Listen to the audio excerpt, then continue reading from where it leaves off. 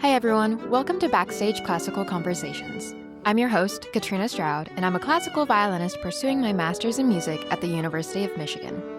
In this series, I invite esteemed classical musicians onto the show and interview them to tell their stories and give advice to share with others and preserve their legacies. Today, I'm interviewing Devin Moore, the violist of the internationally acclaimed Isidore String Quartet. Moore began the violin at age 9 and attended the Juilliard School as a Kovner Fellow, where he worked with Samuel Rhodes and Misha Amory. He served as principal violist in the Juilliard Orchestra, Juilliard Chamber Orchestra, and Axiom, and was awarded the Joseph W. Polisi Prize. Moore is a member of the Isidore String Quartet, which won the Banff International String Quartet Competition in 2022 and was a recipient of the 2023 Avery Fisher Career Grant. The quartet has appeared in more than 125 cities worldwide, with performances at Carnegie Hall, Wigmore Hall, the Concertgebouw, and Esterhazy Palace. Moore has collaborated with James Ennis, Jeremy Dank, David Chan, Sarah Chang, Anthony McGill, and members of the Pacifica, Moreau, Brentano, and Juilliard quartets. He has appeared with the Orpheus Chamber Orchestra, the New York Philharmonic, the Pittsburgh Symphony Orchestra, and the Minnesota Orchestra. As a soloist, he has performed with the Pittsburgh Symphony and the Chamber Orchestra of Pittsburgh. Moore is also an active recording artist, contributing to the New York Philharmonic's A Gathering of Friends and Devil Wears Prada 2, as well as film scores including White Noise, Browse, and Disney's Crater. As co-founder and creative director of the Greenroom Ensemble, Moore is deeply engaged in amplifying underrepresented voices. He also co-directed, filmed, and edited the ensemble's documentary, The Space We Hold. In parallel with his musical work, Moore maintains a strong practice in visual art and theater. Thank you so much for joining me on my podcast today. I'm so honored to have you as my guest. So when did you start playing the viola, and what initially drew you to the instrument? I started playing the violin when I was around 8 and 9 at my school's program, and I eventually switched to viola and started seriously studying around the age of 16. And so I've been playing viola now for about 10 years, or 11. Oh, Okay. gosh, showing my age now. Yeah, and who were some of your mentors growing up? Mhm. I worked a lot with members of the Pittsburgh Symphony growing up in Pittsburgh. And so Roy San was my first violin teacher. Marie-Lynne Jean Grois was my first viola teacher. She's a violist still currently in the symphony. And a lot of the chamber music coaches as well, and the youth orchestra conductors. So Pittsburgh has a very involved classical music scene. So it was great to be able to take advantage of so many different mentors growing up. Yeah. What do you think made you decide to switch to viola from the violin? Chamber music has always been sort of my first love. And I played a lot through busking in Pittsburgh. So we would just get a bunch of people together and play on the streets. And we'd also like go up to Chautauqua in the summers for a week to play chamber music. So I was constantly playing. And one of my close friends switched from violin to viola, and I was like, "You can do that." And so I ended up really falling in love with the instrument in the context of chamber music and specifically string quartets. Yeah, great. Yeah, and you eventually made your way to Juilliard and a Kovner Fellowship. So what was your time like at that school, and how did the fellowship help your development as a musician? Absolutely. I started at Manhattan School of Music for 2 years. I always knew I wanted to live in a big city, and especially New York. I was a theater kid growing up too, so I definitely knew I wanted to be in this city. Mhm. And I ended up meeting my current colleagues in the Isidore Quartet. I met Adrian and Josh at Aspen Music Festival in 2018, and they were about to start at Juilliard. And so I was sort of bouncing back and forth anyway, going down to Juilliard to read with them and meet more people. The time that Phoenix was at a reading party at Juilliard. And so it sort of made sense in my head to make the switch so we can really study together. And I stayed with the same teacher that I was with in MSM Okay. at Juilliard. And so I transferred my junior year, and then I was given a Kovner Fellowship my senior year and for my master's as well. And that one financially made a huge difference, just because being able to have a full tuition scholarship and a stipend for housing really made like a huge difference. Mhm.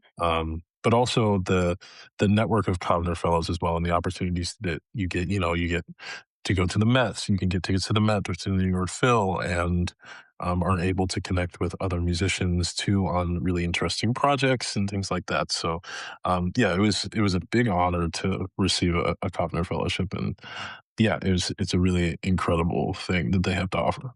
Yeah, for sure. And how do you think the Juilliard School and MSM helped your development as a musician?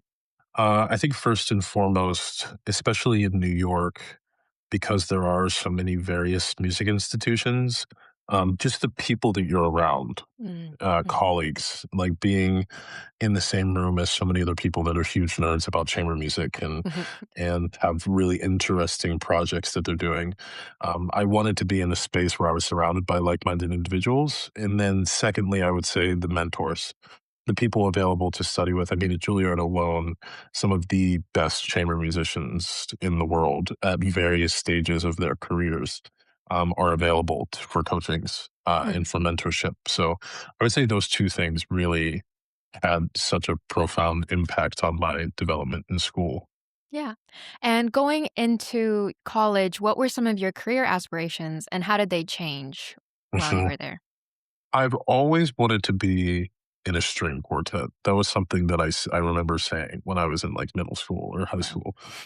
And I think getting to school, I love to do many different things. Like I really find a lot of motivation and inspiration from being able to have my hands in different projects at different times. And so school was great because I was able to sort of try a bunch of different things. And but I knew that string quartet was something I at least like had dreamed about.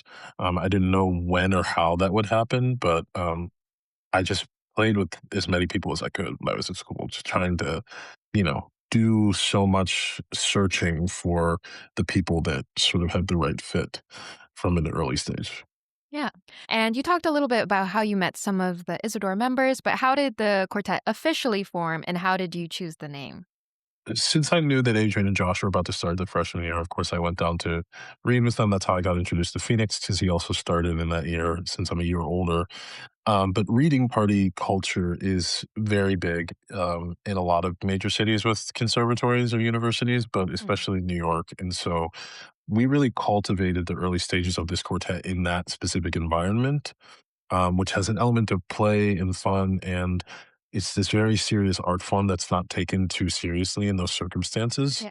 And that was really the genesis of the quartet. When we were trying to come up with a name, it was mainly Adrian who went on a bit of a Wikipedia rabbit hole when we were trying. It's very hard to figure out to find a name, especially there's so many names already for Hmm. quartets that exist. But Yeah. we wanted to pay homage to our Juilliard roots, and so part of the name comes from Isidore Cohen, who was one of the second violinists of the JSQ, as well as the violist of the Beaux Arts trio, had a huge impact on chamber music.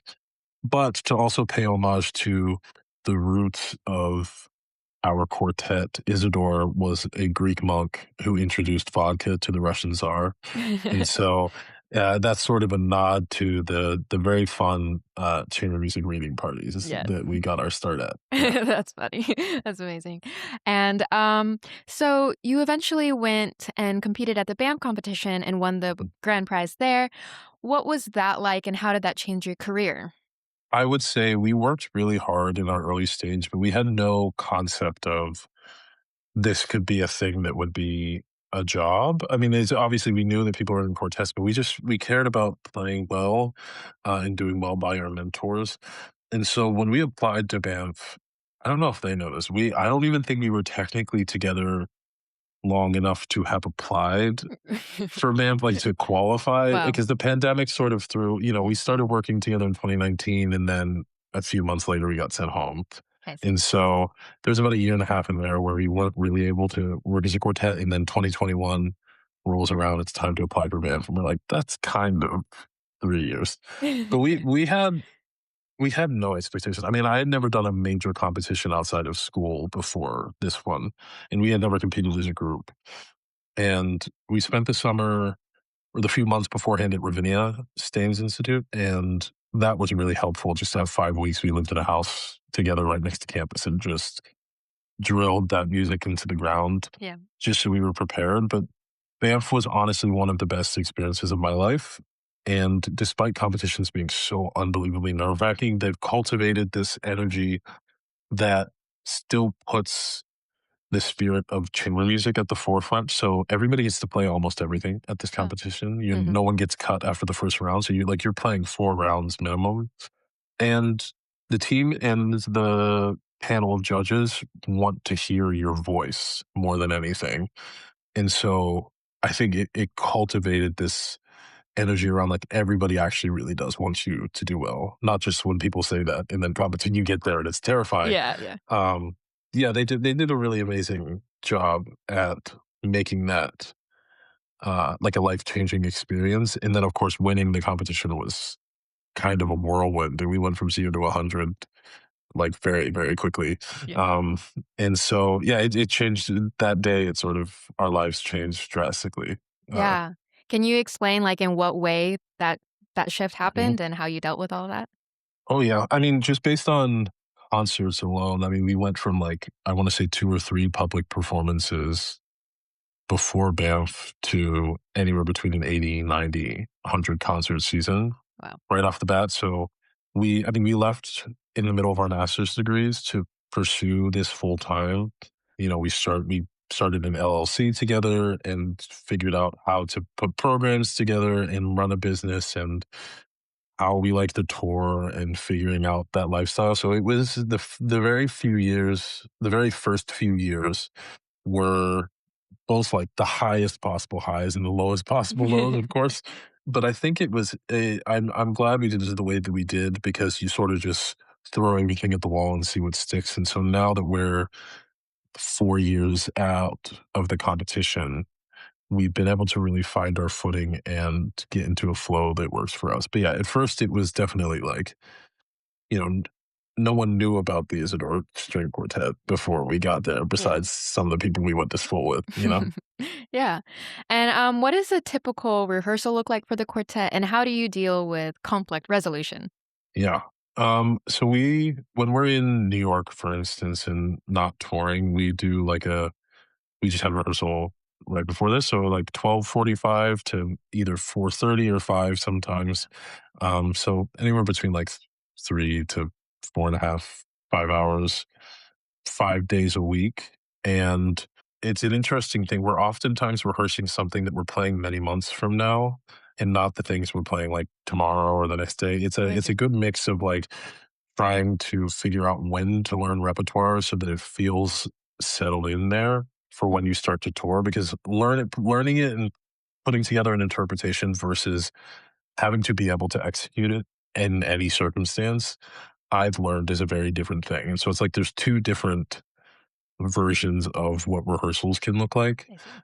Yeah, and then when we're traveling, it's really just a case by case basis. Like we've gotten better at not feeling the need to rehearse as much, but rehearsing better. I think that's something too. From the jump, it was like we have to rehearse to prove to the world that we don't suck. Yeah. But now I think we've been able to understand that like what rehearsal time is used for, and of Mhm. course that changes, but it's very different than from when we first started. But now it serves the purpose of the 4 of us are all in the same room together. Let's try to be as efficient as possible to be able to get this to a place where everyone feels comfortable. Yeah. And what would you say the dynamic of the quartet is, and how do you deal with conflicts if they Mhm. arise? That's hard. I we worked a lot with Will Fenkenauer, who's the second violinist of Murrow Quartet, but also is sort of a wizard when it comes to interpersonal dynamics between the quartet as well as business aspects. Okay. So we've been able to. You have to be willing to understand how everybody works off the bat. Like, where's you're not always going to get a logical, immediate response, especially when things are tense. But if I know that, for instance, if I'm kind of upset, like if I don't want to say something I don't want to say, I like shut down for a minute. And I think they understand that and they let me, just like be quiet for a few minutes and then I'll find my way back in. Mhm. Or, that's just an example. But I think we've learned each other so well. But also, I think a philosophy of trying anything, like being willing to try absolutely anything, even if Mhm. you think it's the worst idea. You might roll your eyes a little bit when you try it, but Yeah.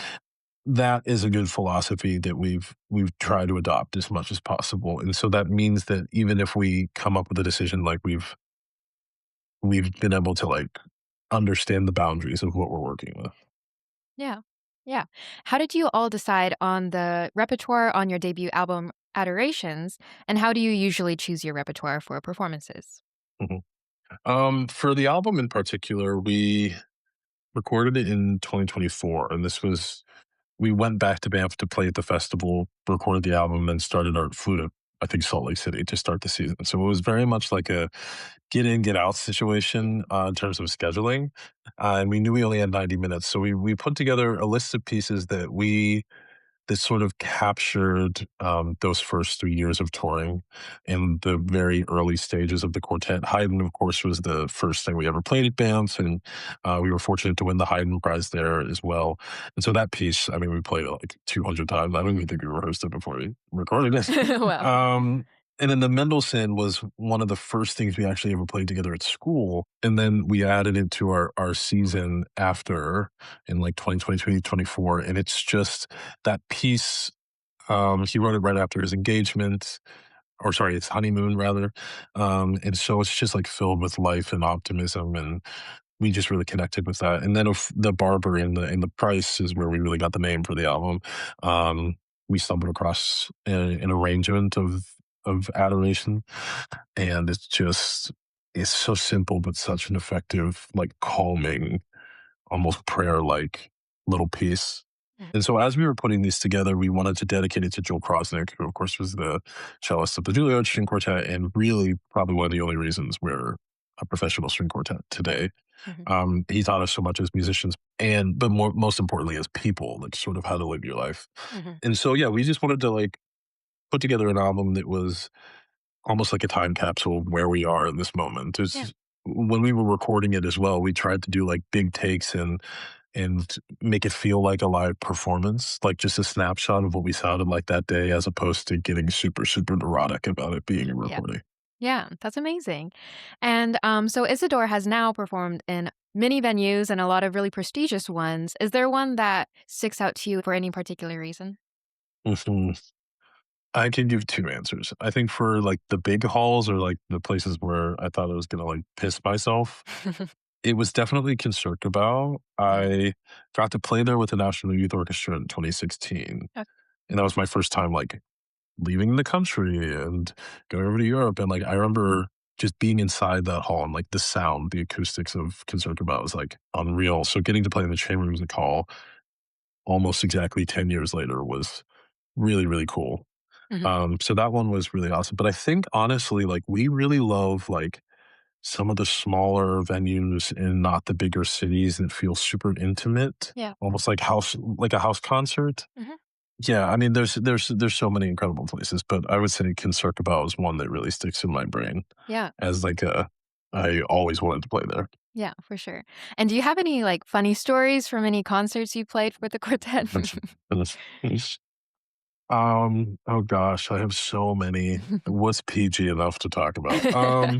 It's totally fine. I think there's definitely what I find really funny is it's a recurring thing is like, especially if we're really tired or, we're at the end of a tour or something, as soon as someone messes up, it's like it's not like a devastating thing. Like we all kind of wait for whoever's gonna mess up first, because then it Yeah, just like takes the pressure off of yeah. everybody else. So Mhm. we've gotten really bad at hiding our reactions to that on stage, I think. Yeah, there we try to, it's such a like I said, it's such a serious job, and sometimes we can get just like way too serious. So any chance to sort of bring back the reality that we're just like playing music for a bunch of people, Yeah, we're trying to take advantage of those opportunities much more. yeah, for sure. And you're part of a group called the Greenroom Ensemble. Mhm. Can you explain its mission and your role in the organization? Yeah, so I started this organization back in 2020 with actually the roommate to Adrian Steele, Nathan Meltzer, who Mm, was himself a widely accomplished violinist. We started this as a project to record works by underrepresented composers during the pandemic, and we ended up recording a documentary for that first season, featuring 5 different composers, and then it's sort of morphed into what it is now, which is a performance organization that functions as a means of both live performance recording and community outreach revolving around music by traditionally underrepresented groups. We've done a few concerts this past year. I'm the creative director, but in the early stage, like I edited the documentary, helped film the documentary, answered the emails with Nathan. So, yeah, it's a great. It started as something that was sort of a bit of a passion project, and it's very cool that we were able to like create a nonprofit out of Yeah. that project. Yeah. I think that's so amazing what you're doing, and I feel like more of these projects are really needed, and it's an amazing mission that you're accomplishing. Thank you. What are your future plans for the Green Room Ensemble? Yeah, I think we are embarking at the moment on solidifying sort of the different types of venues that we're playing in within New York. But I think being able to take groups on tour into different places is definitely on the horizon for us, as well. Being able to work with studios or labels to get recordings of underrepresented works or like great works that have really bad recordings. There are some Mhm. out there. It's like, oh no, I feel like people aren't going to like this piece because it's not recorded well. Being able to Yeah. get, we're very fortunate to have a list of musicians and artists that have played and worked for Greenroom Ensemble that are just some of the best musicians in the world. Yeah. And so being able to bring that type of dedication and artistry to the pieces that we like to focus on, um, yeah, and just I think continuing to do like community engagement as Yeah. well. New York is a great place to do that, but being able to expand that outside of the tri-state area is Yeah. is a goal of ours. For sure. That's amazing. And you're also involved in film music. What about it do you enjoy, and what's your favorite project you've been a part of? Mm. I've always loved film music and like studio work, both film, but also like 1940s, like big band and stuff like that. And so when I got to New York, I wanted to take advantage of this networking, not just for like, oh, because I want to get this thing. It's like I just wanted to meet a bunch of people and do a bunch of different things. And so through gigging and things like that, I got in contact with people who contract people for movie orchestras. And so I started doing films, maybe 2 or 3 years ago, maybe four now. And yeah, I love it. I really, really have enjoyed it. I just actually filmed, I guess last summer, I filmed for Devil Wears Prada 2. Wow. Oh my God. So if it's in, I haven't seen it yet since it comes out in a few days, but there's a scene with a string quartet at a funeral. And so, Are you in it? well, In that yes, scene? so we'll see. Wow. I should be. It has been Oh my filmed. We goodness. did I'll film look for out for like it. 8, 9 hours. Yeah. Wow. So that was probably really cool. I got to meet like Meryl Streep and Stanley Tucci Wow. and Anne Hathaway and That's all of so them. cool. Yeah, but I always really just enjoyed studio work. Yeah. And so you've done so many musical endeavors. You've done orchestra, solo, chamber, this film music, and this organization you're a part of. How do you balance all these different aspects? I don't. Yeah, I think I'm getting better at it. One of the things that like I said before, I'm a person who likes to do like a bunch of different things, and that could be a good and a bad thing. And I think what quartet did for me in the early stage was it was like, oh, I have to focus on this. Like this is the thing that I'm doing, and it's taking up a lot of my time. But I think it would be good just to, especially in those first few years, be able to train myself to really hone in on one thing. And by one thing, I mean all the different things you have to do in a string quartet, of course, when you're touring like 9, 10 months out of the year. Yeah. But now I think now that we've gotten into the flow and have a trust in ourselves that things are going to work out, once you get past concert like 200 or 300 or whatever, it's no longer a fluke. Like you can trust that you know what you're doing. Yeah. I think now, just even this season, we've been able to orient ourselves to be able to abide by everybody's needs. Like they know that in order to be okay up here, I have to do other projects, even outside of music, with like visual art or et cetera, with theater and things like that. So we're working on being able to reintegrate those things. But I think it's just, it's a lot of trial and error. We've tried a lot of different methods and they might work for a little bit, but they don't work long term. So but I would not be the person to ask about time management advice. I definitely like take on too many projects and Hey, we're here though. We're getting them done. We've Yeah. gotten them done, but it's kind of a miracle that they get done. So, Yeah. What have you found to be the value of having artistic hobbies outside of music? oh, everything to me. I mean, I've always, like I said, I've always been that type of person. I didn't even know that I was going to go into classical music until realistically like the end of my junior year, maybe beginning of my senior year. And I all of my other endeavors influence my full-time job now. And, I'm not a one-stop shop, and I don't think a lot of people are, and I think that could be a thing in classical music sometimes is that you feel like you have to devote every single hour to this thing or you're not worthy or good enough, and Mhm. that's a lie. Yeah. If anything, all the other things that I do actually make what I do much easier and more fulfilling. Yeah. Public speaking is a big one. Like I did theater longer than I played an instrument really, Wow. and being able to get up and talk in front of people is a large portion of this job. Yeah. And so, yeah, I find it to be an asset to be able to have other interests and to bring those into string quartet playing. Yeah, for sure. I think that's amazing. And with all of these other things you do, I'm sure you've had to learn a lot of entrepreneurial skills. How have you learned those? And what advice do you have for musicians needing to learn those things for their project? Mhm. Ask your mentors, especially. We were fortunate again to work with so many quartet musicians, especially within quartet. There's no rule book with this job, and you're kind of running the business with the four of you.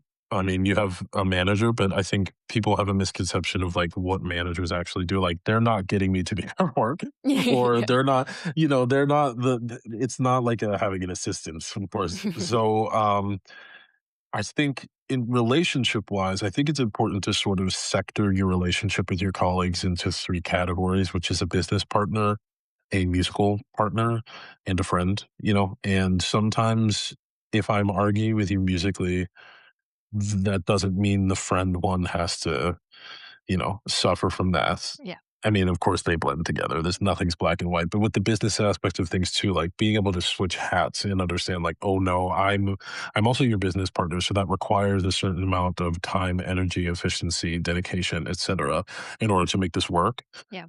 We've split up into different roles, and each person has somebody who assists them with that, and then we have group meetings where we're able to like have things function. So communication, travel, social media, long-term planning, albums, like all of the different aspects of a quartet.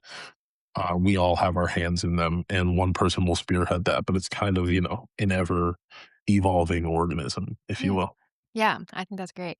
And what are some of your goals for the future, both as a member of the Isidore Quartet and as an individual musician?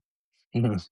With the quartet, I think we're excited to be doing more recordings. We are in the early stages of planning out our next album, which we'd like to have a visual component with as well. And that's something, as someone who's always loved film, not even just from the music standpoint, but just film in general, I think Mhm. combining and bringing, utilizing like incredible filmographers and cinematographers to bring some albums to life. That's Yeah. definitely something we like to do. Mhm. We are doing more teaching recently and more master classes, and it's something that we really enjoy. And being able to develop a teaching philosophy as well, Mm. really helps me play better and helps me practice. Yeah. And then I think for myself, I think I have so many ideas of things I want to do, so many projects. I just have to like do the version that I can do now. I think that's my goal for the future is like I sometimes can get ambitious about like what I'd like to do and realize how do I make that possible. I think like being able to take these ideas at the core and just make the version that I can do in a week when I have a week off or something Yeah. like that. And yeah, I don't know. I have no idea what I'm doing tomorrow besides the result. So but yeah, I have a lot of ideas. We'll see if I can put pen to paper at some point in time soon. Yeah. Yeah, I'm excited to see what happens in the future. And so this has been such a wonderful interview. I've loved hearing about all of your ideas about the Isidore Quartet and your Greenroom Ensemble. And I always like to finish with this one question. What advice do you have for aspiring professional musicians? Be prepared to confront exactly who you are as a person in order to be the type of musician you want to be. I think that's something where people talk about, can you make money, or is it feasible, or it's really hard getting into school. None of those things actually matter. Of course, you have to make money, and of course, you want to get into schools.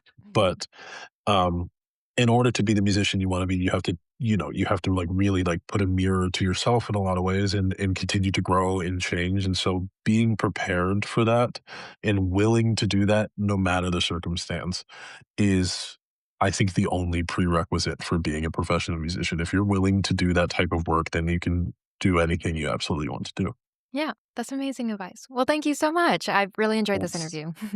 Me too. Thank you so much to Devin Moore for coming on today to talk about his musical background and the Isidore Quartet. I loved how he talked about having fun with classical music and how he makes space for his interests outside of classical music. Thank you so much for joining me on Backstage Classical Conversations. If you like this interview, please rate, review, and subscribe to this podcast on the platform you're using. You can follow us at Backstage Classical Podcast on Instagram or visit the website at backstageclassicalpodcast.com for more episodes and information. I'm Katrina Stroud, and it was great to see you here. Until next time, stay inspired and listen to the stories of others.